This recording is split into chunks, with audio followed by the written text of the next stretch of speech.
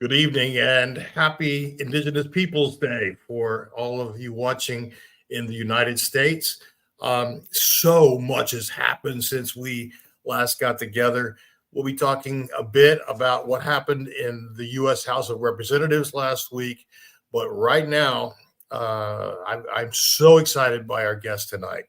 If you are a regular viewer of this program, you may have heard me say that we would not be broadcasting this evening. I said that last Monday night, but something pretty amazing has come up.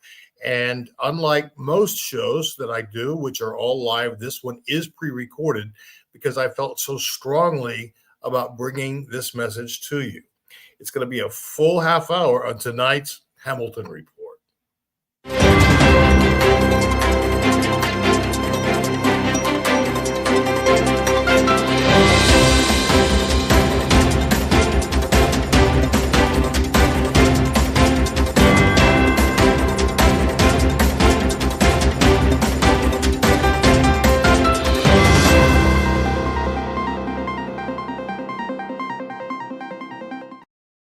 As I said, a lot has happened since you and I were together last Monday. I'm thinking particularly about the clown show that we saw in the U.S. House of Representatives this week. We'll talk about that. But first, let's take a look at this clip in memoriam by our friends at the Lincoln Project.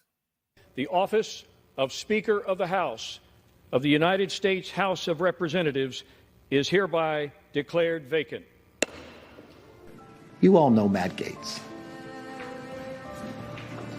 You know it was personal. One of the greatest acts of heresy that I've seen in a while. I thought it was unfair to Kevin. Nothing like this ever happened when Nancy Pelosi was in charge. And I think it's disgraceful, and I hope they expel him from the conference. I think there needs to be a reckoning within the conference. It's an astonishingly destructive behavior by a handful of egocentric people. I have never seen anything so malicious. Those 8 people were anarchists, and they're Chaos Caucus members. You're going to get a week or 10 days of the media focusing on Republican disarray. The Republican Party today just can't govern. Nancy Pelosi, with a 5-vote majority, she was able to govern. The Democrats have become the party of discipline, and the Republicans have become the party that lacks discipline.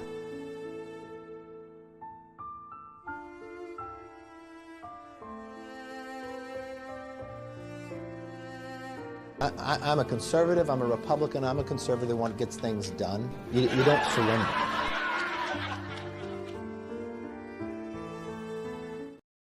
Gets things done. Well, not so much anymore, Kevin. And I find it just hilarious that now Republicans are going on their fake news channels, claiming that this was all the Democrats' fault. Wrong. It was not the Democrats' fault. It was the fault of someone who could not govern, who could not control his house. But more importantly, it's the result of people within that House of Representatives who have no concern for the people of this country, who are only in it for their own political grandstanding. So, yeah, whatever happens to Matt Gaetz, whatever. I could care less. But what this shows is that Democrats lead by example, and Republicans couldn't lead a horse to water. So there's that. As I mentioned, we're here tonight because of some late breaking news. I had already talked with our guest about appearing on our show in a couple of weeks because he has a new book coming out. And we're going to talk about that this evening as well, because his work is undeniably some of the most important work being done in and on behalf of the LGBTQ community today. If you've been watching this broadcast for some time, you will absolutely recognize this man because he's been with us a number of times covering so many different things. And it's always a pleasure for me to welcome back my good friend, someone I admire tremendously, Wayne Besen. Wayne, good evening and welcome back to the Hamilton Report. Good evening. It's great to be on again. I love your show. Well, listen, we love you, and the work that you do is incredible. I want to share with our viewers that you and I first met when you were promoting your first book, which was Anything But Straight. And that was the definitive book at that time and remains so about debunking this whole reparative therapy or so-called ex-gay movement. Wayne has gone on to write another book, Bashing Back. This is GLBT people, politics and culture. But the third one is hands down my favorite so far, because he took his learnings from the first book and really dove more deeply and in many ways more personally, I think, with Lies with a Straight Face. This book is available on the 11th of October, so that will be on Thursday of this week, which also coincides with National Coming Out Day. Wayne, I had the privilege of reading your manuscript before this was published, and I was touched with the personal aspects that you brought to this book. It seemed more personal, but it was also the time difference between your first book and this book. I really became kind of sad to think that we actually needed another book about this. But the fact remains, in Oklahoma, they're still trying to make it a part of the Constitution that so-called reparative therapy will be available in Oklahoma forever and ever. Amen. So let's talk first about something that you have uncovered, and that's why it was critical that I get you today, because I read your report from Virginia and I was stunned. And I'm very happy to say that Wayne has gotten a lot of traction on this report already, and it just came out today. I'm recording this on Thursday afternoon, and it just came out today at noon, but it's already getting some great national exposure. So Wayne, take us into this piece. Sure. I got a tip that one of the premier ex-gay activists in the country, a man named Christopher Doyle, who presents himself as a paragon of morality, as the ultimate family values man. In fact, he's the president of the Institute for Healthy Families. Well, my tip was that he is the complete polar opposite of that, and in fact is the least healthy family man you'll ever find in your life. And I was pointed to divorce records that were in Loudoun County, Virginia, which is a suburb of DC. So is that where you are now? Yes, that's where I am right now. So I took a flight, and as soon as the courthouse opened, I ran in there Monday morning and scoured the records. I was expecting to find a few skeletons. What I found was a graveyard of, as the Christian counselor in question would call, sin, and as the secular world might call it, a bad man. And the accusations in the divorce papers were stunning. He had apparently, while he was visiting Florida, pushed his mother-in-law, and then he attacked his wife.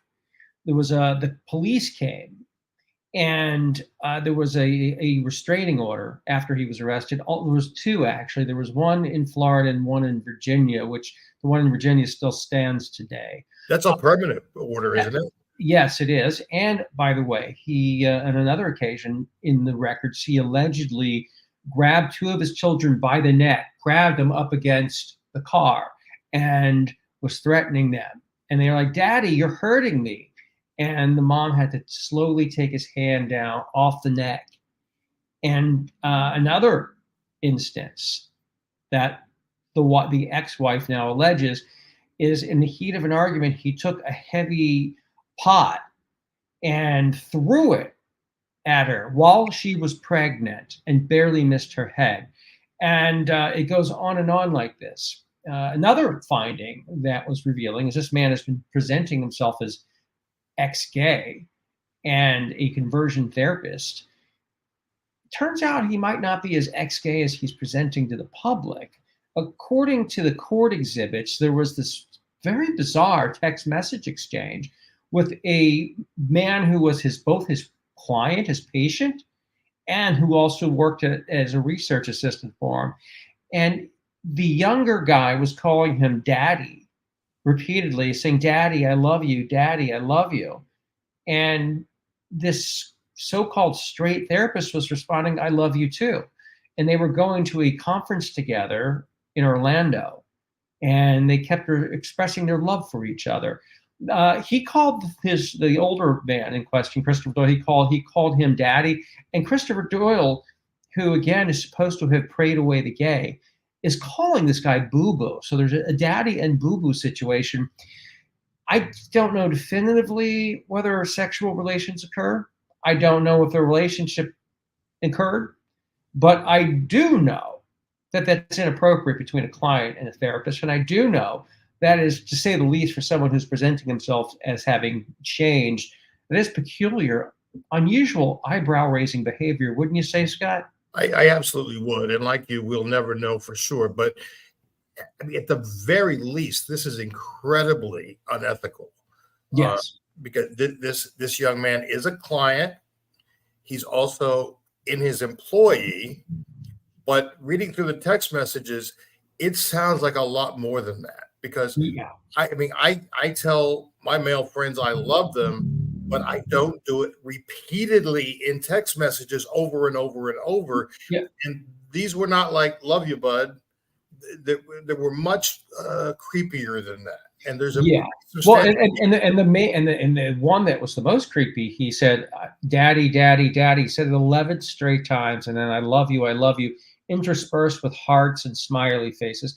I'm sorry, but I don't talk that way with my friends. You know, maybe you give them a hug, and once in a while, on occasion, "I love you." I've never written "I love you" and have hearts in there unless I was in a romantic relationship. Right. So for someone presenting as ex-gay and making over $200,000 a year trying to cure people of their homosexuality, that is at the very least very peculiar and makes one question whether he has changed as much as he said. And I also did some other interviews where I found that he had gone and was always trying to be there for holidays. He was somebody who had, who was around the family more than, was comfortable. So this wasn't just a one-off situation. This is somebody who had inserted themselves in the lives of a married couple and exchanging these weird messages. So I can tell you, someone who's been in therapy, I was never invited to my therapist's house for Thanksgiving. That's bizarre. Yeah, and I bet your therapist never, called you daddy or boo-boo. No, Yeah. never. So let me ask you this. Okay, first of all, we know that the so-called ex-gay movement is a huge money-making machine. Yes. This guy lived in a 6,500 square foot home. Yeah. Now, and 200,000 plus a year. I mean, that's a huge house. Yeah, it's a huge salary and a huge house trying to screw people's minds up.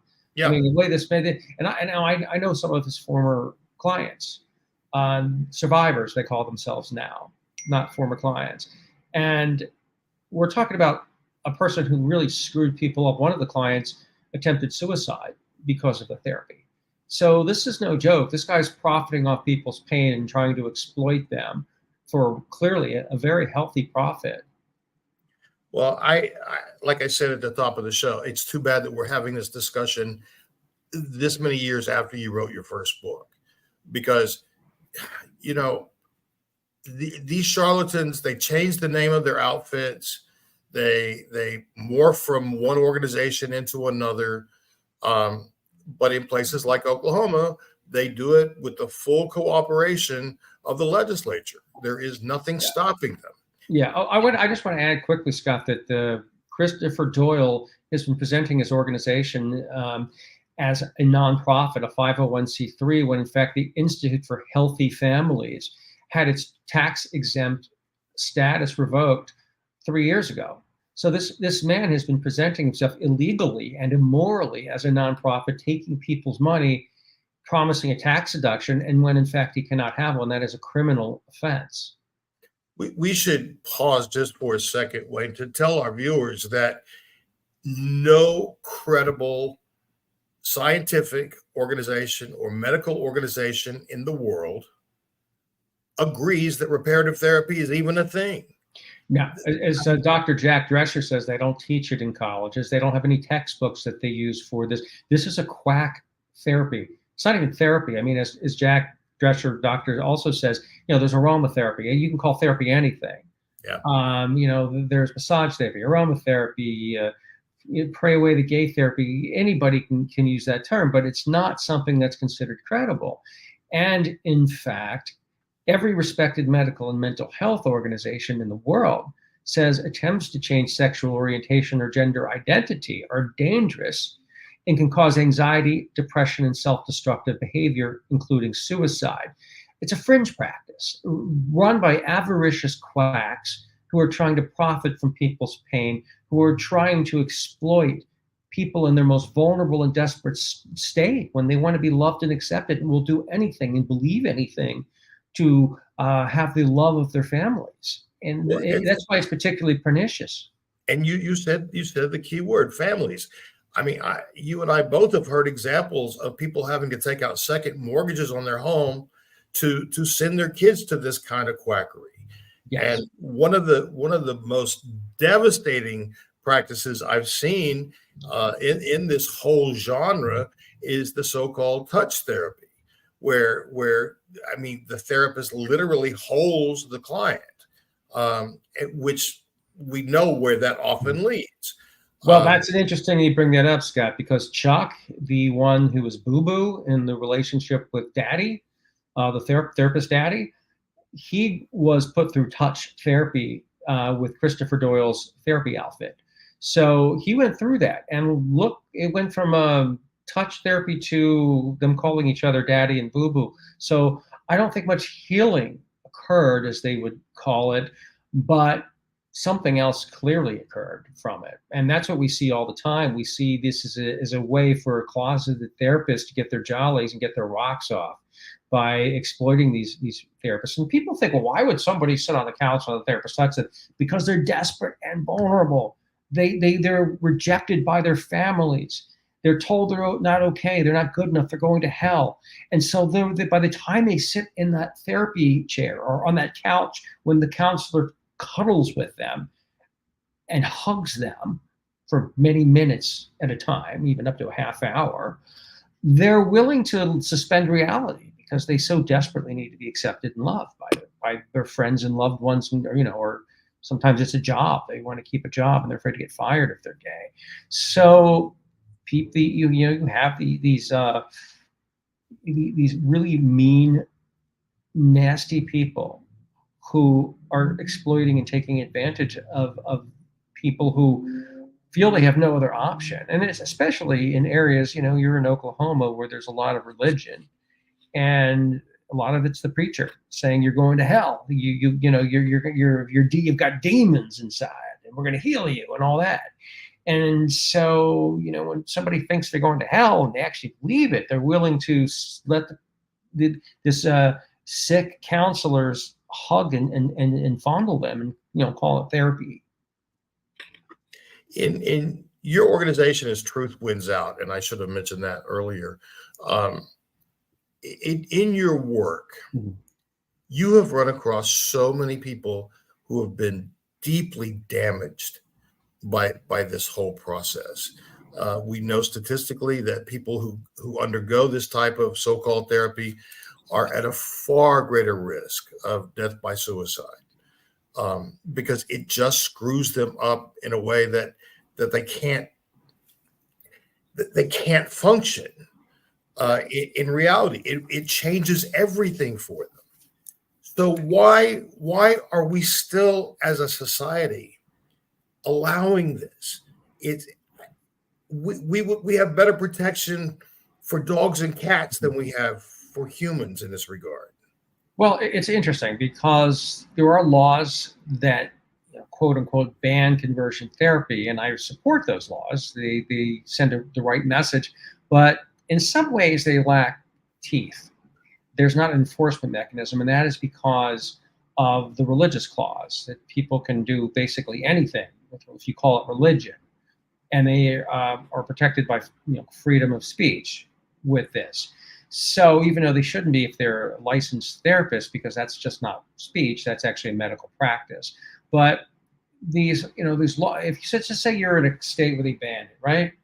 And you're a counselor. The next day you just discover Jesus and suddenly you're a religious counselor. Then you could do the same thing. And, instead of technical therapy, you give an exorcism or have a few Bible verses mixed in. And so that's what they're doing right now. In fact, the largest ex-gay ministry in the United States is called Change Movement. It belongs to a cult called the Bethel Church that not only believes they can heal homosexuality, but they believe they can cure cancer, they can regrow limbs, they stalk people on the street, and if they see you limping and you have a limp, they run up to you and they say, can I heal you? Can I heal you? They're actually harassing disabled people. I mean, that's how disgusting it is. And that church is a $60 million church annually. 60 million annually. And so that's what we're up against. We're barely, having the resources right now to fight this. And I'm up against a $60 million church annually with this changed movement. So they're well funded. They are nothing but a faith healing cult, this whole ex-gay thing. But they're able to get away with a lot by hiding behind the First Amendment and calling it religion when it's actually, a therapy. But that's how they get away. It's very disturbing how it's a shell game, what they do with it. Well, speaking of quackery, I mean, the guy that you're talking about was featured on Dr. Oz. Yeah, and Dr. Oz, it's interesting because he very strongly claims, I can cure you of your homosexuality. I myself have changed, and you can too if you're committed. He's very, very, direct about it. And that's how he also gets new clients, by speaking very forcefully. But then there was a movie out about him called Sunday Sessions. Very good, because you rarely get to see these guys in practice with their therapy. And halfway through the movie, he's hedging because the guy's not changing. It's like, well, I never promised you could really change all the way, and starts moving the goalposts. That's what they do. They have these big promises when you enter so they can rip you off and take your money because they're con artists. And then after you've spent all this money and wasted these years of your life, suddenly they change the rules and go, well, change wasn't really what you're here for. It was finding God, or, I didn't say you could change all the way. And that is what happens, And so on the Dr. Oz you mentioned, he says one thing, and then you watch the Sunday Sessions and suddenly he's claiming, well, change isn't really the goal and you can't completely change. So these guys have a bait and switch tactic. And Chris Doyle was a master at the bait and switch, getting in it with false promises. As I like to say, they offer you, they offer you false promises. They promises, they can't deliver, and disasters they never promised. Yeah, it's especially in a place with such conservative thinking like Oklahoma. Well, that's the thing. But that's the thing, Scott. That's how they get you. They at the end of the day, it's faith healing, and people want to believe that these miracles can occur, and so they're willing to suspend reality and not see this type of therapy or this kind of ministry for what it is, which is consumer fraud. They're basically doing no better than the person who goes on the subway and rips you off and takes your wallet out and takes your money. They're no better than that. In fact, they're worse because they use emotional blackmail and manipulation of one's emotions to steal your money. And here's the thing, I've been doing this for decades, and I've never seen one of these quacks return the money when their so-called magic cure fails. So I would enter one of these groups at your own risk, and certainly with your hands firmly on your wallet or purse. All right, let's shift a little bit, although it's certainly the same topic. Lies with a Straight Face. Tell me about this book. Like I said, it seems more personal than some of your other writings. Yeah, it really was, because as you get older, you start thinking about a legacy and wanting to leave something behind, realizing that maybe forever you're not going to be doing this kind of work, and I wanted to leave something so anybody could pick up and take this knowledge of decades about these movements And I also wanted something to stand the test of time because we are in an age of gaslighting and historical revisionism. My governor in Florida, Ron DeSantis, for example, trying to pretend slaves are, enjoying what they're doing. It's just a jobs program where they're getting great training. So we're in this age right now of lies, gaslighting of so-called alternative facts. And I wanted to put on the record what happened in these organizations, these ex-gay conversion groups, for posterity. And my first book that you mentioned earlier, Anything But Straight, was from the beginning of time, basically, to 2003. And so much has happened from 2003 to the present with these groups. All the people that I featured and fought against in my first book, like Alan Chambers and Randy Thomas and Yvette Cantu Schneider, all big ex-gay leaders, John Smid, they're all out of the closet now. Mm-hmm. I talked to them. They say it doesn't work. It's a fraud, that nobody changes. They've never seen anybody change. And so I wanted to tell those stories from 2003 to the present to update what has happened, because so much has happened. All those people that swore that they had prayed away the gay or had gone to therapy now say it was all BS, nonsense. And people need to know that. So I wrote this book so people have historical knowledge, so they can separate fiction from fact. So when the ex-gay programs try to rebrand and reboot after their failures, people can go, well, wait a minute. We know that what they're saying now is not true because we've seen this movie before. And it was 100% failure. And we have a little bit here and a little bit here. I wanted to put it all in one place so somebody could sit down and know everything there is to know between 2003 to the present about ex-gay conversion organizations. And I hope I accomplished that with Lies with a Straight Face. By the way, you can pre-order now at WayneBesen.com. It comes out October 11th, National Coming Out Day, but pre-ordering is available at WayneBesen.com. So I hope you, people who are watching stop by and enjoy the book. It's getting great reviews so far from those who have read it. So I'm very excited about it. And I'm looking forward to, we have a couple of events in Florida to kick it off at Bone Italian Restaurant, and also Barnes, that's on the 16th, and Barnes & Noble in Fort Lauderdale on the 21st. I'll be there doing a book signing. So, hey, maybe one day I'll get back to Oklahoma. I'd love that. I love seeing you there. I would love that. And I just want to encourage our viewers. It doesn't matter if you're gay or straight. It doesn't matter if you're a young person or you're a senior. I can tell you that this book will be an invaluable resource to you as a Democrat. And the reason I say that is because it will equip you to dispel the nonsense when you hear about someone thinking about this kind of approach for their own child. Or, Wayne, you and I both know people in their 40s, 50s, 60s who go through this process because they are so desperate to be normal, to fit in. And this is an excellent resource. Yeah, I would urge people to read because it's going to be a fun read. I tried to make it relatable and enjoyable, even though it's a heavy topic. And that's why I made it entertaining, because I know it's a tough topic. You're talking about people ruining their lives. But I tell the story of these bizarre techniques that they use and these crazy quacks, like the one I exposed today, Christopher Doyle. We have a chapter on him actually called Snake Oil Doyle. And I guess it's a prophecy because we exposed the snake oil today. So we talk about another really colorful character, Arthur Abba Goldberg. This guy was a Wall Street con artist who was basically Bernie Madoff before Bernie Madoff. He stole millions and millions of dollars. He got caught, goes to jail, gets out of jail. His son comes out of the closet and he's disbarred, so he needs a job. He goes, I'll start an ex-gay organization. But there was a problem because you can look this guy up. Arthur Abba Goldberg. There's not many of those. Abba like the band, the band ABBA.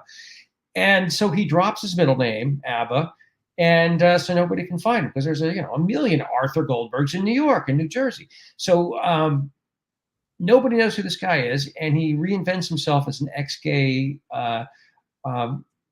therapist or connector of therapists with Orthodox Jews in New York, because they're starting to come out of the closet more. With the LGBTQ rights movement, they go to the rabbi, and the rabbi doesn't know what to do. So this guy, Arthur Abba Goldberg, says, "Hey, I can help you for a fee."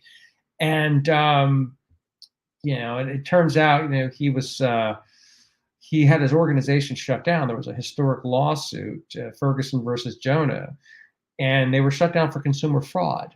And by the way, I think we should have more lawsuits like that, because you don't have to deal with the First Amendment issue. Yeah, you don't have to deal with those pesky First Amendment issues with religion. Fraud is fraud. You can't hide behind religion if you're ripping somebody off. And that's what happened in New Jersey. A jury decided that they had done that, and they had to shut down. And they no longer exist. And although Arthur Abba Goldberg keeps trying to reinvent and with a shell game and creating new organization, because I guess he doesn't want to work for a living and get a real job.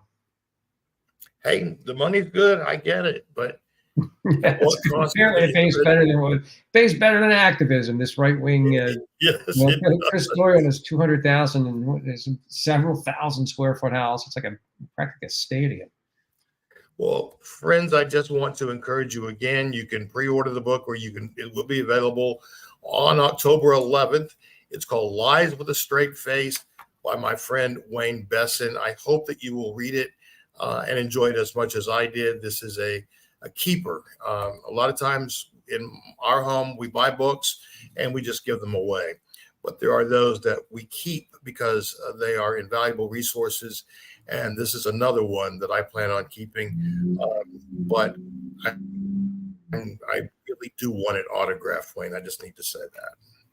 So that's another reason. I would be honored too. And Scott, I want to know when your book is coming out. You've done so much in your career, fighting for LGBTQ rights, fighting for Democrats to be elected, especially now when the Republican Party is a giant limousine clown car. It doesn't seem to be getting any better. It seems to be, as you pointed out, with McCarthy getting voted out by Matt Gaetz and his crew. So. Yeah, I'm taking good notes, and that's still a couple of years away, but it's in the process. So, well, listen, my friend, we are out of time, but I wish you nothing but continued success for all that you do. I mean, you literally save people's lives, people that you'll never know in person, you'll never meet, and that's why you do what you do every day. So you have my admiration, and I'm so grateful that you joined us tonight. And all best wishes on this book tour. I hope that you sell out everywhere you go and have big crowds and continue to share this message, because ultimately it is a message of hope. And that's what we all need a little more of right now. Absolutely. So Wayne Besen, Executive Director of Truth Wins Out and author of Lies with a Straight Face. He's been our guest tonight. Wayne, thanks for joining us. And for all of you at home, I'm so grateful that you tuned in, and please consider sharing this on your social media, because the more people that hear our positive message, the more people will understand that Democrats are here to improve the lives of Americans every single day. Wayne, I look forward to talking to you again soon. And my friends, I'll be back here again next Monday night at 6:30. But until then, please take good care of yourself.